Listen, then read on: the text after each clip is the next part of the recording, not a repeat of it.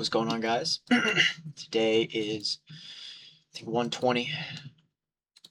Let's go over what I was seeing and how I was feeling. So, we were clearly bearish. Now, on NQ, all right, we did take out these draws down here. Well, yes, did not. But on the 4-hour, we were looking good. We were looking like we were retracing, and we were also sweeping higher time frame liquidity. So there were great lower there's great LR down here. And what I want to see is right market opens. And exactly what I was hoping for to see is that price was going to come up, sweep London high up here, and move lower. We didn't see it exactly how I needed it to be, but that was the whole idea and consensus around the trade idea. So basically, we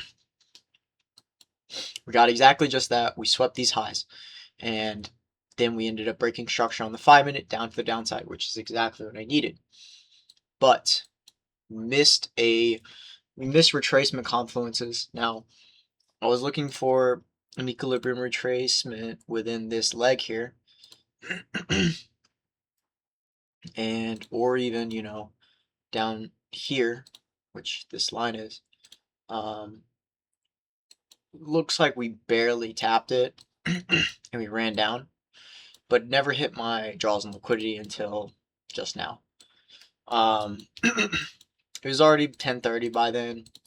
Wasn't even considering to trade this at this point. Just wasn't looking too good after about 10:30. So no trade from me. I know people took shorts from up here.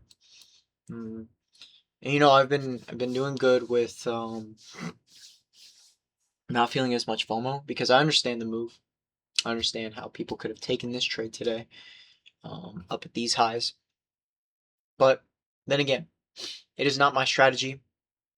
I'm simply a retracement type of strategy. So that's why I wait for a deep retrace into equilibrium somewhere in this zone, which we didn't get. We ended up just dumping. So, but I mean, the trade ID was there. It's looking good.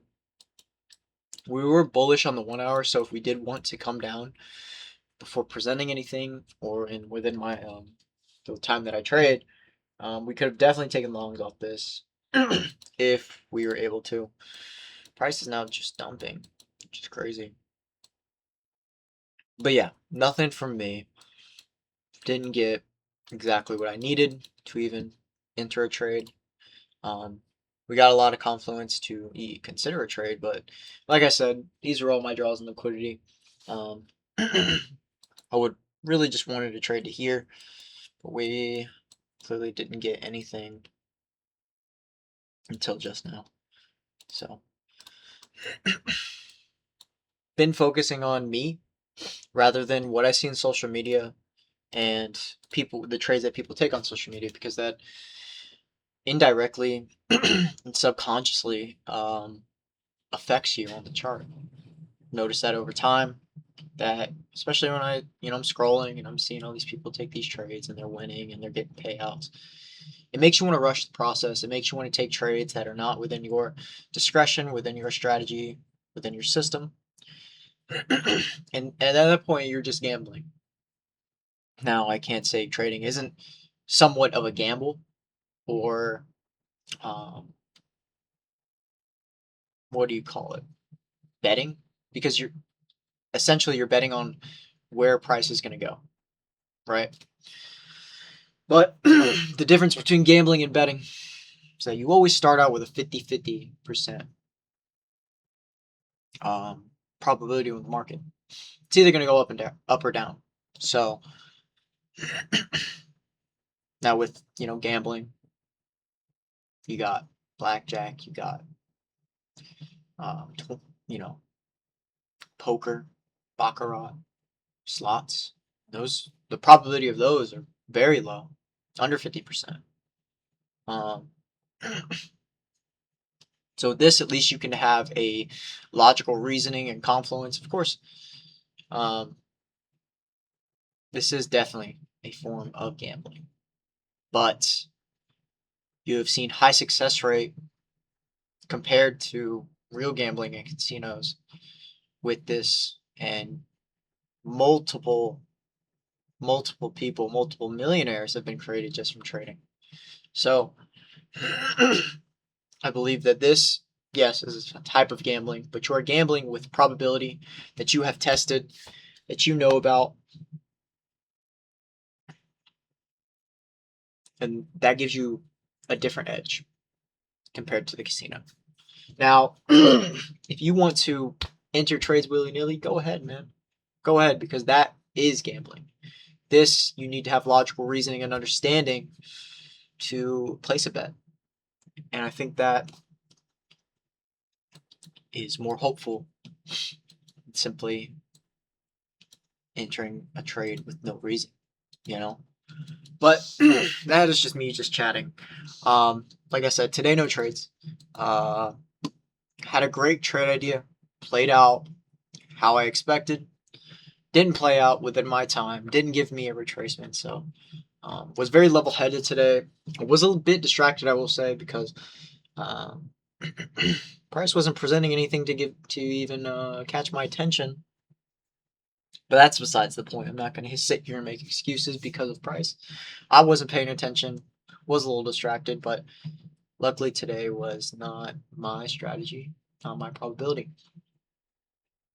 The way I've been thinking about it too is the way I trade is high win rate and low RR, right? These IFVG traders, they trade high RR and low win rate. Why is their win rate so low? Because they're constantly finding trades, they're constantly putting in more input into the market, which is going to ultimately have more losses. But that is what their high RR helps them with, because they're only risking so much, and especially when they're taking multiple trades a day, and you have that high RR, you're bound to profit a lot more and risk, less. And that's why they're able to take more trades, get more input, find more trades, because they're risking less. They're able to make more. Now, what I had to remember and come back to is that I don't trade IFVGs. I don't trade that. I have it as an entry confluence, but it isn't what I solely trade off of. I trade not entirely different, but different. I have a high win rate, low RR, and that's what I've back tested. That's what I've understood. So that means I can't find. I'm not gonna be able to find trades every single day. So I need to be more picky and more choosy with the trades that I do see. That's why I have more confluences, because that gives me a higher win rate and a lower RR, right? At the end of the day, the message I'm trying to get across is everybody trades differently. And whether you see someone win online, that doesn't mean that you missed out on something. Doesn't mean that you made a mistake. You simply don't see the same things that they do, and you don't trade the same way they do. You need to understand that in this game, everybody's different. Every outcome is different within every single individual, right? Because the way I see the market is not the same way you do. So you need to figure out what is the best way for you to see the market and what strategy works for you, right? I have finally figured that out. My strategy, my RR, and the way I perceive the market is different than others. That has caused me to lower my potential mistakes and feelings about FOMO And I won't say it helps me cope because that's the wrong word, but it helps me realize that all my FOMO has been coming from that because I didn't fully understand my place in the market, my strategy, and it is different from everybody else's. Could be similar to someone else's, but it is different in everybody's eyes, right? So just remember the next time you see something on social media, don't compare yourself. Just understand everybody is different. Everybody takes different trades. Everybody has a different outlook and an outcome. And hopefully that can help you stop FOMOing in trades, because I honestly think FOMO might be the first step into mistakes. Causes, more and more mistakes down the line.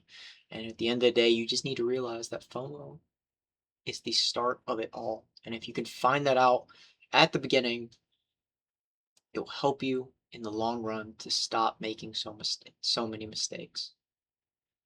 That being said, I will see y'all tomorrow. Hopefully, we can get something within our strategy. I'll see y'all tomorrow. Peace.